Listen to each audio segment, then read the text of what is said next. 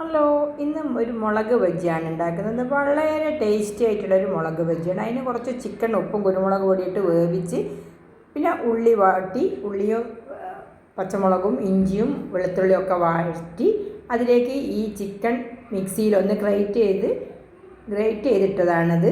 ഇനി ഈ മുളകിൻ്റെ ഉള്ളിലുള്ള കുരുകളൊക്കെ പോക്കി നല്ല വൃത്തിയാക്കി കുരുവുണ്ടായാൽ നമുക്ക് കൂടുതൽ എരിവായിരിക്കും. അതുകൊണ്ട് ഈ കുരുകളൊക്കെ കളഞ്ഞ് അതിലേക്ക് ഈ ചിക്കൻ്റെ മസാല നിറയ്ക്കാം.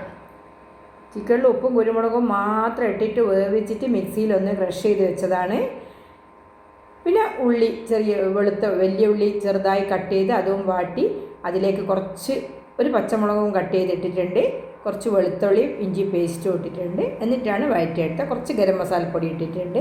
അങ്ങനെ അതൊക്കെ നിറച്ച് വെച്ചിട്ടുണ്ട്. ഇത് പിന്നെ കുറച്ച് കടലമാവിൽ കുറച്ച് പത്തിരിപ്പൊടിയും ഇട്ട്, കുറച്ച് മഞ്ഞൾപ്പൊടി മുളക് പൊടിയും ഇട്ട്, വെളുത്തുള്ളി ഇഞ്ചി പേസ്റ്റ് ഇട്ട്, പിന്നെ കുറച്ച് കായപ്പൊടി ഇട്ട് കലക്കി വെച്ചതാണ്. ഇനി ഇതിൻ്റെ മുകളിലേക്ക് ഇത് മുക്കി എണ്ണയിൽ വറുത്ത് കോരി വെക്കാം. നല്ല ടേസ്റ്റാണ്. ഉണ്ടാക്കാത്തവൾ ഒരു തവണയെങ്കിലും ഇത് ഉണ്ടാക്കി നോക്കണം.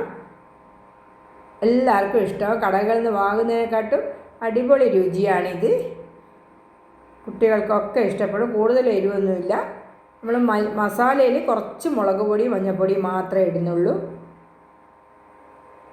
കടലമാവിലാണ്, മസാലയിലല്ല, കടലമാവിൽ കുറച്ച് മുളക് പൊടി മഞ്ഞൾപ്പൊടി കുറച്ച് കായപ്പൊടിയും ഇട്ടിട്ടുണ്ട്.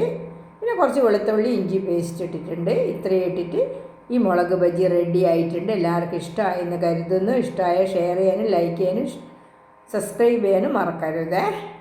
ഇത്രയേ ഉള്ളൂ ഇന്നത്തെ വീഡിയോ. Okay, thank you.